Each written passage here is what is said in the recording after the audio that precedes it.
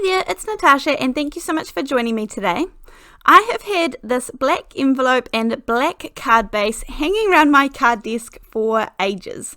So I think it measures about 5.5 by 5.5 inches, just roughly. And all I'm going to do is I'm going to score up the middle of my card front. So it will be at about 2 3/4 inches, but whatever your card base size is, just half it at the front and score up the middle and then fold it back. And this will give you kind of a Z fold card. So that part is pretty simple, can't go wrong. And then I have these two die sets here. Now these are two separate die sets, one on the right and one on the left, and I bought them separately. However, when I was looking at what I wanted to use for this card today, I did notice that I could kind of interchange them. So if I took the top 3 from that left-hand set and then took the 2 from the right-hand set, they did all fit together again. And so this is the design that I actually kind of thought I would go with. But yeah, I was kind of having a play around and realized that I could change them. I ended up going with one of the solid ones. I didn't end up playing with them. But that's something that you could definitely do. Have a look at your die sets and see what you can change up. I'm going to use my Hero Arts Infinity die set and cut out 2 round white circles as always. And just a minute ago I showed you the grey tones that I'm going to use for cutting out some of those dies. So using one of those lighter grey tones, I cut a card base there. So I think if the card was about 5.5 inches square, I think I made the inner part about 5.25 inches square. And then I also cut out a little matting plate for the front as well that you can see on the left hand side there. Now again, I've used this in lots of videos. This is the Botanicals 3 stamp set. I can't remember if this is still available, but any kind of leaf stamp that you have, or foliage stamp, or anything, in fact, even a balloon or a birthday stamp or anything, even some words would work perfectly fine.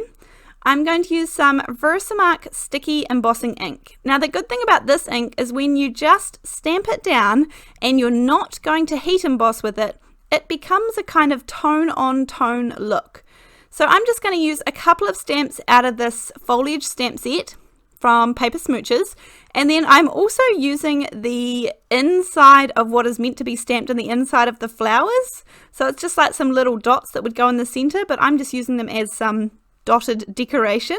Then I'm going to do exactly the same on the little panel that will go on the front as well.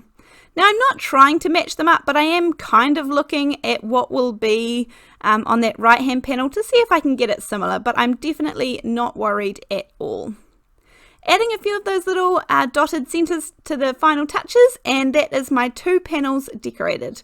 So now all I have to do is put them on. I'm going to use some liquid glue, but you could use double-sided tape or any kind of adhesive would work just fine. I like the matte medium, the Ranger matte medium glue, because it dries completely clear. It is a very strong adhesive, and I just put it in these little bottles from AliExpress. So now I have my 2 panels all lined up, and you can see the nice black border, so it's almost continuous when I open it up a little bit. Not perfectly, but the same look anyhow. Now I'm going to move on to my circles, and I die cut all of those dies using the different tones of grey. Now it goes right down from black is the largest one, and then it goes down a darker grey, and then a lighter grey, all the way down to a white center. Now this is how the tub of matte medium comes in that container, and I actually have a video on my YouTube channel about how I use a syringe to pop it into those little containers without getting any mess anywhere. So it is really simple once you can kind of see it done. I will try and link that video down below as well in case you're interested. And to adhere on these really fine little die cuts, I'm just using a makeup sponge and some of that glue. I often get asked if these are reusable or if I can use them again. What I do when I use a makeup sponge is I just let the glue go hard, so I let it dry on the outside, and then I cut off a really thin layer off the end with a nice big pair of scissors, and that means I can keep using it until there's kind of nothing left of the sponge. So I do get to use it quite a few times over. So as I said, I started off with black on the outside of these die cuts, and I'm just going lighter and lighter with greys, and then I finally go white in the center. Now this is just a decoration. You could use any color that you wanted to go on the front. This card is very, very simple, but I love the look of it. Now I'm going to pop on the front circle, so I know where the halfway line is because I'm using that design in the middle to find the halfway point, but just estimate halfway is fine, and we only want to glue on the front half because obviously we don't want to glue the card shut. So I have glued on that first bit. Now you could definitely decorate the inside there, but I didn't feel like I needed to. You could add another white circle if you wanted to. But the way that I adhere the circle that we're going to write on is I just use a little bit of temporary adhesive and adhere it onto the inside circle there. Then I'm going to use the permanent adhesive, which is liquid glue in my case.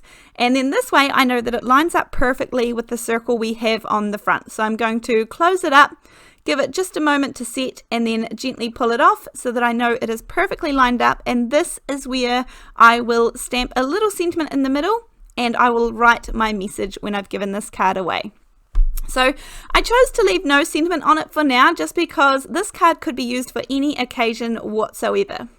I hope you guys enjoyed this one today. It's super simple that you can create at home.